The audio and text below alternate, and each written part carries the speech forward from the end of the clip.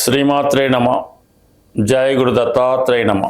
ఈ వీడియోలో మనం రవి సంక్రమణం అంటే మనకి సూర్య భగవానుడు ప్రతి నెల ఒక రాశి నుంచి ఒక రాశిలోకి మారడం జరుగుతూ ఉంటుంది. ఇది అందరికీ తెలిసిన విషయమైనప్పుడు కూడా మనం సాధారణంగా సంవత్సర ఫలితాలు తెలుసుకునేటప్పుడు గురుగ్రహాన్ని ఆదర్శంగా తీసుకోవడం జరుగుతూ ఉంటుంది. అంటే గురువు ఒక రాశి నుంచి ఒక రాశిలోకి మారడం, దాన్ని బట్టి సంవత్సర ఫలితాలు మనకి తెలియడం జరుగుతూ ఉంటుంది. అలాగే మాస ఫలితాలు తెలుసుకునేటప్పుడు మాత్రం ప్రత్యేకంగా రవి ఒక రాశి నుంచి ఒక రాశిలోకి మారినప్పుడు ఆ మాసంలో ఉన్నటువంటి ఫలితాలు తెలుసుకోవడం అన్నది సాంప్రదాయంగా జరుగుతూ ఉంటుంది.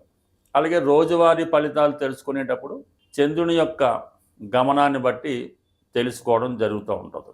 అలాగే ఏ సమయంలో ఆ సంఘటన జరుగుతుంది, ఎప్పుడు జరగవచ్చు అన్నది మనకి లగ్నాన్ని బట్టి, అంటే ప్రతి 2 గంటలకి మారే లగ్నాన్ని బట్టి ఏ సమయంలో మనకి ఫలానా విషయం జరుగుతుంది, అంటే అది వివాహం అవ్వచ్చు, లేదంటే ఉద్యోగం రావడం అవ్వచ్చు, లేదంటే ఒక వ్యక్తి ఎప్పుడు వస్తాడని తెలుసుకోవడానికి ఇవన్నీ ప్రశ్నాశాస్త్రంలో బాగా ఉపయోగించుకోవడం జరుగుతూ ఉంటుంది. బట్ ఏదైనా ఒక గ్రహం ఒక రాశి నుంచి మరో రాశికి మారినప్పుడు ఈ సువర్ణమూర్తి, రజితమూర్తి, తామ్రమూర్తి అనే విధంగా లోహమూర్తులుగా ఏర్పడడం, దాన్ని బట్టి ఫలితాలు నిర్ణయించడం కూడా సాంప్రదాయంగా జరుగుతూ ఉంటుంది. అంటే గ్రహాల్లో కల్లా అత్యంత ముఖ్యమైన గ్రహం రవి గ్రహం. అంటే జాతకంలో కూడా రవి ఉన్న స్థానాన్ని బట్టి జాతకుడి యొక్క స్థితిగతులు, అలాగే గోచారంలో రవి యొక్క ప్రవేశాన్ని బట్టి, రవి యొక్క సంచారాన్ని బట్టి ఎప్పుడు ఏ విధంగా జరుగుతుంటాయి, ఈవెన్ వర్షాలు రావాలన్నా, ఎండలు కురవాలన్నా, తుఫాన్లు రావాలన్నా, తిథులు ఏర్పడాలన్నా, మాసాలు ఏర్పడాలన్నా, ఋతువులు ఏర్పడాలన్నా సమస్త సృష్టికి కూడా సూర్యభగవానుడే ఆధారం అవుతుంది. మనం కాల గమనాన్ని లెక్కించుకోవాలన్నా ఇవన్నీ కూడా మరి సూర్యుడి యొక్క స్థితిని బట్టి ఆధారపడి ఉంటుంది. దేవతల్లో మరి అతిథి యొక్క పుత్రుడు అవడం వల్ల ఆదిత్యుడు అవడం జరిగింది. అలాగే 12 నెలలు ఉన్నట్టు 12 ఆదిత్యులు ఉండడం జరుగుతూ ఉంటుంది. ప్రతి నెల ఒక ఆదిత్యుడి రూపంలో మనం సూర్యభగవాన్ని కొలుచుకోవడం వల్ల అది ఎవరైతే సూర్యుడిని ఆరాధిస్తుంటారో వాళ్ళకి ఇవన్నీ బాగా తెలుస్తూ ఉంటాయి. ఏదన్నా మన భారతీయ సాంప్రదాయ ప్రకారం సూర్యుడిని ఆరాధించడం అన్నది అనాదిగా వస్తున్నటువంటి ఆచారం. అలాగే ప్రతి ఒక్క భారతీయుడు, ప్రతి హిందువు కూడా ఆదివారాల్ని పాటిస్తూ మరి సూర్యుడిని ఎక్కువగా పూజించడం, అప్పట్లో ఉన్నటువంటి బ్రిటిష్ ప్రభుత్వం వారు ఈ భారతీయులకు ఉన్నటువంటి కాన్ఫిడెన్సు, ఈ శక్తి ఏ విధంగా వచ్చింది అని తెలుసుకొని ఇదంతా కూడా సూర్యుడిని ఆరాధించడం వల్ల, ఆదివారం వీళ్ళు నియమంగా ఉంటూ ఆ భగవాన్ని ఆరాధించడం వల్ల వాళ్ళకి ఇంత పవర్ వచ్చిందని తెలుసుకొని నెమ్మదిగా వాళ్ళు ఈ ఆదివారమే సెలవిచ్చి ప్రతి ఒక్కరిని కూడా ఈ విధంగా విందు వినోదాల్లో, అంటే ఏదన్నా ఈ మిగతా ఈ వ్యసనాలకి, ఎంటర్టైన్మెంట్ వాటికి వీటికి లోన్ చేసి నెమ్మదిగా భారతీయుల యొక్క శక్తి సన్నగిల్లేలా చేసి సుమారుగా వాళ్ళు చాలా కాలం పాటు మన దేశాన్ని పరిపాలించడం. తర్వాత జరిగే పరిణామాలు ఏదన్నా అంటే సూర్యుని యొక్క బలం ఎంత గొప్పదో మనం తెలుసుకోవాలి. సూర్యగ్రహం ఒక రాశి నుంచి ఒక రాశికి మారడాన్ని సూర్య సంక్రమణం అంటారు. కంపల్సరిగా ఆ రోజు భారతీయుడు అన్నవాడు కంపల్సరిగా పుణ్యనది స్నానం చేయడం, సూర్యభగవాన్ని ఆరాధించి విధి విధానంగా పూజించడం వల్ల వారికి అష్టైశ్వర్యాలు ఇవన్నీ కూడా రావడం జరుగుతూ ఉంటుంది. సూర్యుడు అటు ఆరోగ్యాన్ని ఇవ్వగలడు, అటు ఐశ్వర్యాన్ని ఇవ్వగలడు, అటు అధికారాన్ని కూడా ఇవ్వగలడు. బట్ ఏదైనా సూర్యభగవాన్ని ఆరాధన ఇంపార్టెంట్. ప్రస్తుతం మనం ఈ రోజు అంటే మనం ఆగస్టు 16వ తారీఖు, అంటే మనకి ఇంగ్లీష్ ప్రకారం 17వ తారీఖు వస్తుంది. 16వ తారీఖు రాత్రి 1 గంట సుమారు ప్రాంతంలో ఈ సూర్యభగవానుడు కర్కాటక రాశి నుంచి సింహరాశిలోకి ప్రవేశించడం జరుగుతుంది. సాధారణంగా రాశుల్లోకెల్లా సింహరాశి అంటే సూర్యుని స్వక్షేత్రం అవటం వల్ల దీనికి ఎక్కువ ప్రాధాన్యత రావడం జరుగుతూ ఉంటుంది. మరి సింహరాశిలో ప్రవేశించినటువంటి సూర్యభగవానుడు వివిధ రాశుల వారికి ఎటువంటి ఫలితాన్ని ఇవ్వగలడు అన్న విషయాన్ని మనం ప్రతి రాశి వారికి వివరంగా తెలుసుకునే ప్రయత్నం చేద్దాం ఈ వీడియోలో. కన్యా రాశి వారికి రవి సంక్రమణ ఫలితాలు తెలుసుకునే ప్రయత్నం చేద్దాం. మరి కన్యా రాశి వారికి రవి ద్వాదశ భావంలోకి రావడం జరుగుతుంది. ఏదైనా 12వ భావంలోకి ఒక గ్రహం వచ్చినప్పుడు కంపల్సరిగా జాతకుడికి 12వ భావ ఫలితాలు అంటే నష్టాలు, ఖర్చులు, అలాగే పరదేశ గమనం, ఇతరుల గృహంలో స్టే చేయడం, ఇతర దేశంలో తిరగడం, ఏవైనా బాధ్యతలు ఉన్నా అవి తీర్చుకోవడం, రుణాలు ఏవైనా తీర్చుకోవడం, ఇవన్నీ కూడా అంటే మన యొక్క బంధాల నుంచి బయటపడవేయడానికి ఈ 12వ భావంలో ఒక గ్రహం వచ్చినప్పుడు అది మన ద్వారా ఆ రుణాన్ని తీర్చే ప్రయత్నం జరుగుతూ ఉంటుంది. ఏది ప్రాప్తమో అది జాతకుడికి లభిస్తూ ఉంటుంది, ప్రాప్తం కానిది పోవడం జరుగుతూ ఉంటుంది. ఇది సాధారణంగా 12వ స్థానంలో మరి ఇప్పుడు రవి స్వక్షేత్రగతుడై రావడం వల్ల మరి జాతకుడికి అంటే కన్యా రాశి వారికి కొన్ని తప్పనిసరి బాధ్యతలు నెరవేర్చవలసి ఉంటుంది. ఇక్కడ 5వ భావానికి సంబంధించిన ఫలితాలు అంటే సహజ రాశి చక్రంలో సింహం 5వ రాశి అవ్వడం జరుగుతూ ఉంటుంది. అందువలన 5వ భావం ఏం చెప్తుంది? మన యొక్క హాబీసు, బలహీనతలు, సంతానం, ప్రేమ వ్యవహారాలు, టాలెంటు, ఎంటర్టైన్మెంటు, శిష్యులు అంటే ఇక్కడ 12వ స్థానంలో రవిగ్రహ ప్రవేశం వల్ల మీ యొక్క సెల్ఫ్ మిస్టేక్స్ వల్ల, మీ సొంత ఆలోచనల వల్ల, అలాగే సరైనటువంటి నిర్ణయం తీసుకోకుండా ధనాన్ని ఇన్వెస్ట్ చేయడం వల్ల నష్టపోయే అవకాశం ఉన్నది.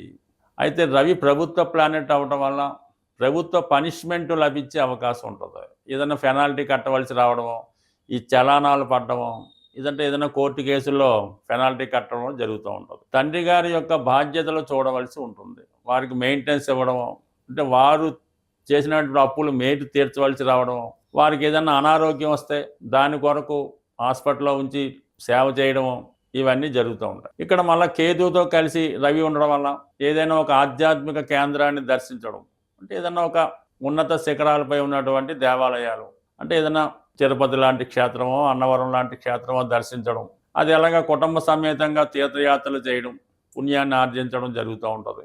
అలాగే పిల్లల్ని చదివించడానికి మీ యొక్క బలహీనతల కొరకు కూడా కొంత ధనం వ్యయం చేయడం జరుగుతూ ఉంటుంది కొన్ని సందర్భాల్లో. అంటే పంచమం అన్నది మన కోరికలు చెప్తూ ఉంటుంది. అవి తీరాలంటే జాతకుడు కొన్ని కోరికలు తప్పనిసరిగా తీర్చుకోవడానికి కొంత ఇన్వెస్ట్ చేయడము, కొంత ఆస్తి రాయడము, ఏదంటే ఉన్న వస్తువులు దారదత్తం చేయడము, తనకు ఉన్నటువంటి హక్కులు ఇవ్వడము, తనలో ఉన్నటువంటి టాలెంట్ ఇవ్వడము జరుగుతూ ఉంటుంది. అంటే ఏదన్నా ఒక ప్రతిఫలం ఆశించినప్పుడు పూర్వకాలంలో ఇటువంటివి చేస్తూ ఉండేవారు. అంటే ఆ విధంగా వాళ్ళు ఇష్టమైన వాళ్ళకు ఒక రాజ్యం అది రాసిస్తూ ఉండేవారు. ఈ విధంగా తన యొక్క కోరికల కోసం, బలహీనతల కోసం, తన యొక్క సంతానం కొరకు, తండ్రి గారి కొరకు ధనాన్ని వెచ్చించడం, ఈ విధంగా కొంత సేవ చేయడం కూడా జరుగుతూ ఉంటుంది. అయితే 12లో ఉన్నటువంటి గ్రహం మోక్షానికి కూడా కారణం అవుతుంటుంది కాబట్టి కొన్ని పుణ్య కార్యక్రమాలు చేస్తూ ఉంటారు. రోగులకి సేవ చేయడం, అనాథులకి హెల్ప్ చేయడం జరుగుతూ ఉంటుంది. అలాగే ప్రభుత్వం ఏదైనా కార్యక్రమాలు చేపట్టినప్పుడు దానికి కూడా డొనేషన్లు ఇవ్వడం కూడా జరుగుతూ ఉంటుంది. అలాగే 4, 8 కూడా యాక్టివేట్ అవుతుంటుంది. చతుర్థ స్థానం యాక్టివేట్ అవ్వడం వల్ల వ్యయ స్థానాధిపతి చతుర్థంకి వచ్చినప్పుడు మరి ఏదైనా స్థిరాస్తి అమ్మే ప్రయత్నం జరుగుతుంది. ఒక ప్రాంతం నుంచి ఒక ప్రాంతంకి మారడం కానీ, స్థానచలనం కానీ జరగవచ్చు. విద్యార్థులు అయితే హాస్టల్లో ఉండి చదువుకోవడం కానీ, ఉద్యోగస్తులు అయితే ఇతర దేశంలో కానీ, ఇతర ప్రాంతంలో కానీ ఉద్యోగానికి మైగ్రేట్ అవ్వడం లాంటివి కూడా జరుగుతూ ఉంటాయి. అలాగే మరి 8వ స్థానం అన్నది సడన్గా జరిగే కొన్ని సంఘటనలకి కారణమవుతుంటుంది. సడన్గా అనారోగ్య సమస్యలు రావచ్చు, అధికారుల నుంచి ఇబ్బందులు రావచ్చు, ఎవడో చేసిన పొరపాటు మీ మీద రావచ్చు. ఈ విధంగా అష్టమంలో రవి అంటే ఆ ఫలితాలు మీకు సడన్గా ఒక వార్త మిమ్మల్ని బాగా కలవరపెడుతుంది.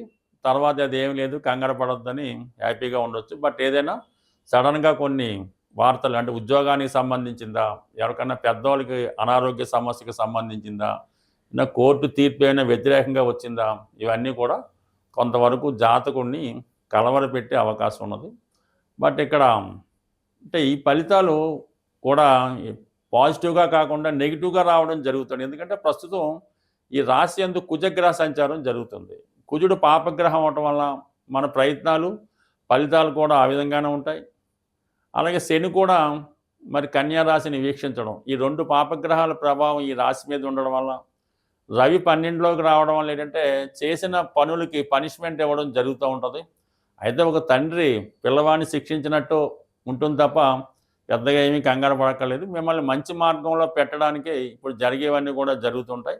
ఏదైనా దైవ సంకల్పంతో మీరు ఎదుర్కోవాల్సి ఉంటుంది. ఎందుకంటే రాశి యందు కుజగ్రహం ఉన్నాడు కాబట్టి సుబ్రహ్మణ్య స్వామి ఆరాధన, హనుమాన్ చాలీసా పారాయణతో ఎంత కష్టాన్నైనా సునాయాసంగా ఎదుర్కొని విజయం సాధించవచ్చు. జ్యోతిష శాస్త్రంలో పరిహారాలు అన్నది చాలా ముఖ్యమైనటువంటి విషయం. ప్రతి గ్రహానికి పరిహారం అన్నది కంపల్సరిగా ఈ జ్యోతిష శాస్త్రం రాసినప్పుడే దానికి ముందుగానే ఈ నవగ్రహ స్తోత్రాలు ఇవ్వడం జరుగుతుంది. ప్రతి పంచాంగంలో ఉన్నటువంటి ఈ 9 గ్రహాలకి ఉన్నటువంటి 9 స్తోత్రాలని కంపల్సరిగా ప్రతిరోజు చదవలసి ఉంటుంది. ఈ విధంగా 9 గ్రహాలకి ఉన్నటువంటి 9 శ్లోకాలని భక్తి శ్రద్ధలతో చదవడం, మనం ఏ గ్రహాన్ని అయితే ప్రసన్నం చేసుకోవాలనుకుంటున్నామో ఆ గ్రహానికి సంబంధించినటువంటి శ్లోకం, అంటే అది ఆ వరుసలోనే ఉంటుంది. దాన్ని ఒక 41 సార్లు చదివించి మళ్ళా ఈ నవగ్రహ స్తోత్రాన్ని మళ్ళీ రిపీట్ చేసి దాన్ని పూర్తి చేయడం వల్ల ఇది ఒక దినచర్యగా చేసుకోవాలి. అంటే కామన్గా మనం ఎవరికైనా పరిహారం చేసుకున్నప్పుడు ఈ విష్ణు సహస్రనామం చదవండి, లేదంటే నవగ్రహ స్తోత్రాలు చదవమన్నప్పుడు అవి మీరు రోజు చదువుతున్నామని చెప్తూ ఉంటారు. అంటే మీరు రోజు చదవడం అన్నది కంపల్సరీ దినచర్య. కానీ మనం ప్రత్యేకంగా పరిహారం చెప్పినప్పుడు అది విధి విధానంగా ఒక పద్ధతిగా చదివినప్పుడు దాని యొక్క పరిహారం అన్నది తొందరగా రావడం జరుగుతూ ఉంటుంది. అంటే ఒక కోడ్ లాంగ్వేజ్ ద్వారా మన యొక్క కష్టాల్ని ఆ భగవంతుడికి తెలియజేసుకోవడం జరుగుతూ ఉంటుంది. ఈ కోడ్ లాంగ్వేజ్ అన్నది ఎలాగ ఉంటుందంటే మనం పెట్టే దీపాన్ని బట్టి, మనం పెట్టే నైవేద్యాన్ని బట్టి, మనం వేసుకునే డ్రెస్ని బట్టి, మనం ఎన్నుకున్న వారాన్ని బట్టి ఆ కోడ్ లాంగ్వేజ్ వాళ్ళకి అర్థం అవడం జరుగుతూ ఉంటుంది. సుమారుగా మనం శనివారం హనుమాన్ టెంపుల్కి వెళ్ళినప్పుడు అది ఉద్యోగం కోసం అని స్వామికి అర్థమవుతుంటుంది. అదే మంగళవారం వెళ్ళినప్పుడు ఈ వివాహ జీవితం, ఆర్థిక బాధలు, అన్నదమ్ముల గొడవలని స్వామికి తెలియడం జరుగుతూ ఉంటుంది. అంటే ఈ విధంగా మనం ఒకేసారి కాకుండా ఓ 18 వారాలు, ఒక 40 వారాలు చేయడం వల్ల ఆ ఫలితం సిద్ధించడం జరుగుతూ ఉంటుంది. అంటే ఏదైనా మన ప్రయత్నం బట్టి మనం కోరుకునే కోరికను బట్టి కూడా మనం చేసే ప్రయత్నం ఉండాలి తప్ప పెద్ద ప్రయత్నానికి చిన్న ప్రయత్నం అయితే కుదరదు. కంపల్సరిగా ఎక్కువ ఫలితం రావాలంటే ఎక్కువ కష్టం పడవలసి ఉంటుంది. బట్ ఇప్పుడు ఈ రవిగ్రహం మాత్రం సింపుల్గానే మనకి ప్రతిరోజు మీరు సూర్య నమస్కారం చేసుకున్నప్పుడు కూడా కంపల్సరిగా మరి సూర్య భగవాన్ అనుగ్రహం కోసం ఆదివారం రోజు కంప్లీట్గా నియమంగా ఉండడం, అలాగే ఈ బలహీనతలకి కంపల్సరిగా దూరంగా ఉండవలసి ఉంటుంది. అది మద్యం అవ్వచ్చు, మాంసం అవ్వచ్చు, స్త్రీ అవ్వచ్చు. ఈవెన్ ఆ రోజు బ్రహ్మచర్యం పాటించి కేవలం ఆ నియమంగా ఉంటే మళ్ళీ మర్నాడు సూర్యోదయం దాకా పవిత్రంగా ఉండడం వల్ల మీలో స్టామినా పెరుగుతుంది, సామర్థ్యం పెరుగుతూ ఉంటుంది. ఎప్పుడైతే మీలో వ్యక్తిగత సామర్థ్యం పెరిగిందో దేన్నైనా సాధించగలిగే సంకల్పం పెరుగుతుంది. అదే రవి యొక్క అనుగ్రహం అన్నమాట. ఇవన్నీ కూడా ఈ ఆదివార నియమం పాటించడం వల్ల, ముఖ్యంగా రవి తండ్రి కారకుడు అవటం వల్ల తండ్రి గారిని కంపల్సరిగా గౌరవించడం, వాళ్ళకి బతికుంటే వారికి కావాల్సినటువంటి సదుపాయాలు సమకూర్చడం. మీ తండ్రి గారు చాలా కోటీశ్వరుడే అవ్వచ్చు, కానీ ఆయనకి చిన్న చిన్నవి, అంటే కేవలం వాళ్ళకి ఒక చెప్పుల జత లాంటిదో, ఆయన గొడుగు వారితో గొడుగు లాంటిదో ఇవ్వడం వల్ల, వారికి ఏవైనా ఈ పూజకు ఉపయోగించే వస్త్రాలు లాంటివి కొని ఇవ్వడం వల్ల మీ తండ్రి గారి యొక్క అనుగ్రహానికి పాత్రలు అవ్వడం జరుగుతుంటుంది. వీలైతే మీకు తాతగారు ఉన్న, తండ్రి గారు ఉన్న వాళ్ళకి ఇటువంటి చిన్న చిన్న సర్వీస్ చేయడం వల్ల మీరు భగవంతుణ్ణి ఆరాధించిన దానికన్నా ఎక్కువ ఫలితం అన్నది తొందరగా పొందడం జరుగుతూ ఉంటుంది. సో ఏదైనా మీ సంకల్పం, అందులో ఉన్నటువంటి డెడికేషను మీకు అన్ని సమస్యల నుంచి, ప్రతి నవగ్రహానికి సంబంధించినటువంటి వ్యక్తి మీ గృహంలో ఉండడం జరుగుతూ ఉంటుంది.